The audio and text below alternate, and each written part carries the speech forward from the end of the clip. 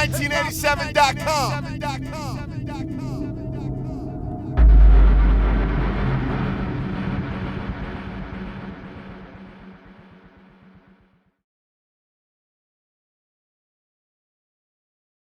Yeah, appreciate that. No, I was just vibing out to the LP before. I always like to do that before an interview. Oh, I appreciate that, man. Yeah, Appreciate that. Those samples were hitting. Appreciate it. Yeah, my boy Mr. Lee showed out with it. Outside of hip hop and music, of course, real life kind of hit you in the form of coronavirus. Can you just discuss the process of getting tested and what your initial reaction was when you found out? Man, it was just like that last weekend. I felt the headache, I felt the fever, and I know what's going on in the world with Corona because I was already being paranoid and being self-quarantined before. Yeah. I knew I had it, you know what I'm saying? So when I felt that, I knew something wasn't right. I was like, this ain't normal. I have sinus infections, but I never have fevers or headaches like this. Mm-hmm. So I just decided to call my doctor. He said he can get me in there and get tested right quick. I went down to him, got tested, got my results back the next day, and they said I was positive for the coronavirus. So, you know, it was crazy, man. It was sickening. I was like, wow. It was scary, you know.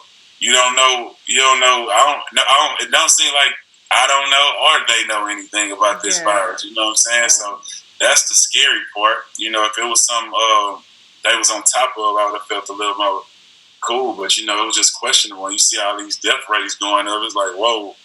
But for the most part, I feel like I'm healthy.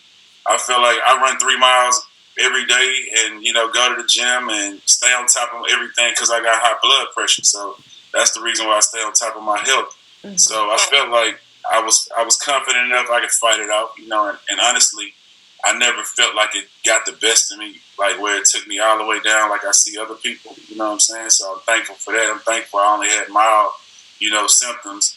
And I just keep, you know, I tried everything. Houston showed me so much love.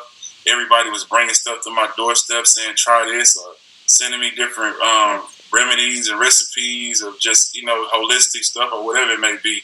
And I was trying it out, honestly, and I don't know what worked, but like I say, it definitely felt good.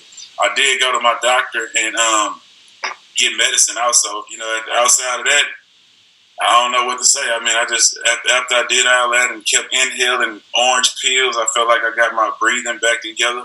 So, you know, here I am today. I feel normal. You know, outside of this, I had a sinus infection. Before I had the coronavirus, I went to the doctor a week before I got a CAT scan because I had a sinus. I felt a sinuses in my head. And they said I do have a sinus infection, so I'm still trying to get over that. But as far as the corona, I don't feel like, you know, my respiratory system is messed up right now. Audio. And just you know, despite everyone trying to contain it, you know, there are still people who aren't taking it seriously enough. Right. What do you have to say to them? What do you have to say to them? Well, I've been going at these crazy people before I even knew I had it. You know, I've been trying to, you know, alarm these folks. And some people ain't gonna never take nothing serious. You know what I'm saying? That's just really what it ended up being. If you just think. Some people just ain't gonna never take nothing serious until it actually hit them. Mm-hmm. You know what I'm saying? So it's sad that learn, you know, but at the end of the day, man, you know, hopefully the ones who's smart enough to listen can avoid and learn from my mistake. Definitely. This pandemic has really tested us, not just as Americans, but I feel as a global society. But here in the U.S., we can really see the strain it's caused on the healthcare system. Can you discuss the importance of having health insurance, especially within the hip hop community? Healthcare is very, very important. It's really it's dangerous without it because, like this, you don't never know when something can happen. You know what I'm saying? And I'm sure a lot of people thought that this could never happen. And look at it, it shut the whole world down, basically. So you can't really call it. You can't really, you'll never be prepared. An accident can happen at any time. So it's definitely important to have health insurance. At the same time, I do have sympathy for people who don't have it because I know how expensive it is. You know what I'm saying? So that's something, especially with this, I think this definitely need to raise awareness and push something to happen where Americans can have better health care or cheaper health care where everybody have access to it because it's definitely important to have. Definitely. And just despite the current circumstances, because I try to avoid watching or reading the news and try to pick the good I could find in every situation. I feel like we should. And that's what happened in these type of tragedies, man. It's a lot of good, amazing things happen in tragedies, and that's what you got to think like, and that's how you should be trying to move and figure this out. Like, offset the situation. You at home right now? Yeah, it's messed up. You losing money at work. Yeah, it's a lot of stuff you can sit and be sad about. But at the same time, I'm sure if you be productive and you know what I'm saying, don't let this get you down and think about something, you can make something good out of this. You know, you can still be great. You know, you can still be good in this situation. And you'll see that like with D Nice.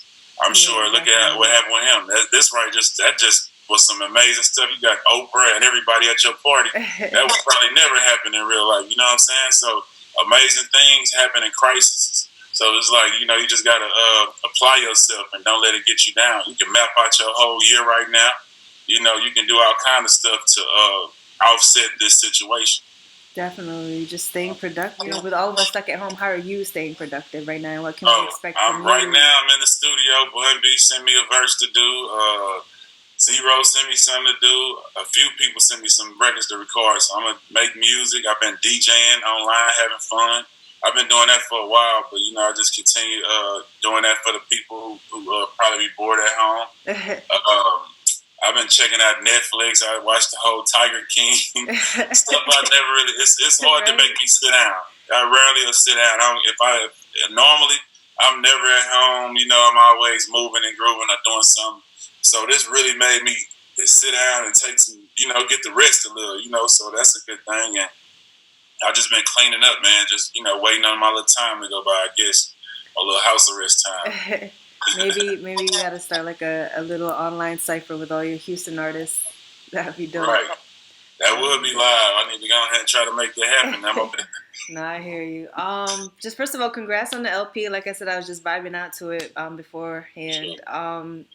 And I said the samples are freaking amazing. I'm curious to know, just because I worked with producers in the past on the PR side, just like what your beat selection process is for you, especially on this project. I do all my beat selections. I pick every beat for myself. I don't have no help, like nobody, no A&R, nothing helping me.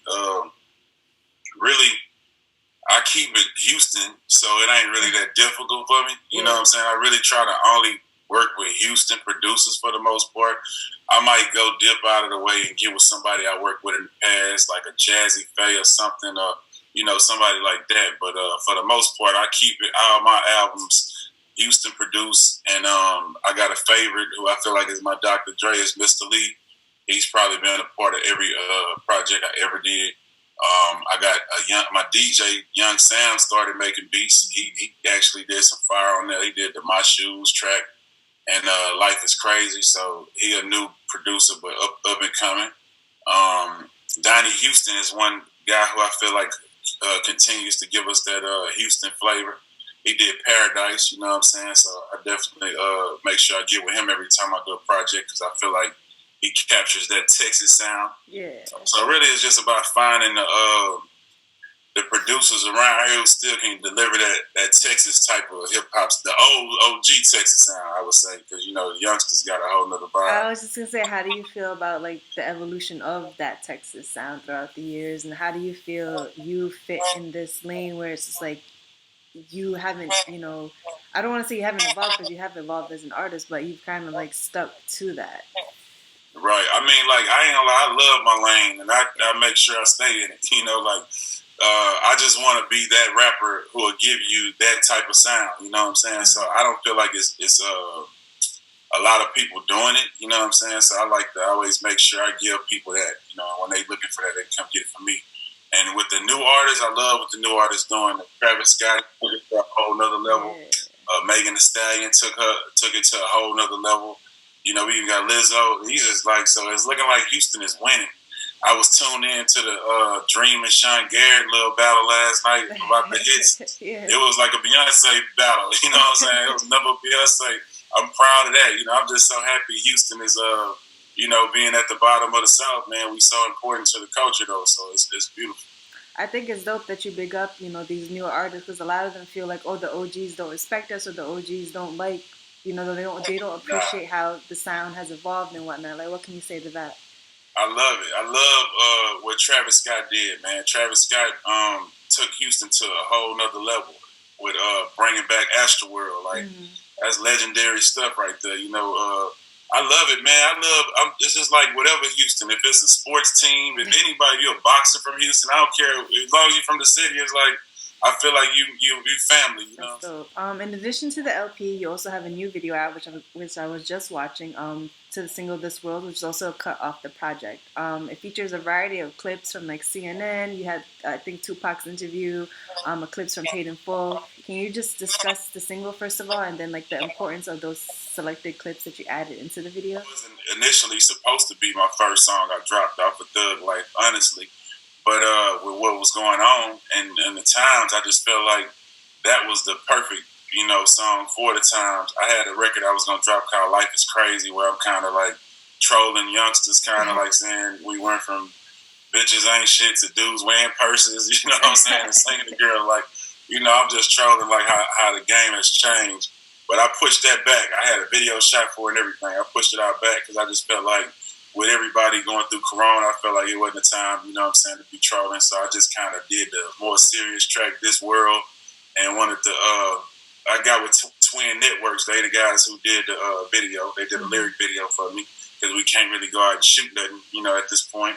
So we got together and I just kind of told them, man, just add, you know, a little clip of here, you know, what's going on in the world. And then, you know, just kind of make it out connect. And they did a great job at doing that. They did a great job at that. Big salute to Twin Network. So they some more local guys out the city. So, you know, basically, man, it's just been kind of coming together for me, really. I would be lying if I said I planned all this out, like, and had all, you know, it's just kind of coming together for me. So, when I felt like it was gonna be I was gonna miss my album party. I had a release party for yesterday. I was supposed to do a car show, you know, listening party, album release party. I felt like that was gonna get canceled, so I just changed it up to This World and try to just keep it, you know what I'm saying, real, you know, real for this moment. And then I got another record with Zero. I was trying to get a video shot for before the album dropped, but I couldn't get it done yet. So I got more records and videos coming. I just gotta wait. You know, we can't really do nothing with quarantine. You just gotta shoot the video on FaceTime. Right. And just stay safe, man. Like, stay out the way. Let's be disciplined and get this over with as quick as possible. You know what I'm saying? Take this serious. This is not a joke. It's real. You know what I'm saying? It affected me. And, you know, I know a lot of people can't understand if it is, man, that dude overseas, that's happening in China, that's Italy. Well, now this is Houston, Texas, America. This is Slim. You know what I'm saying? And I was being careful and still end up getting it. So, you know, y'all be careful out there. Stay prayed up.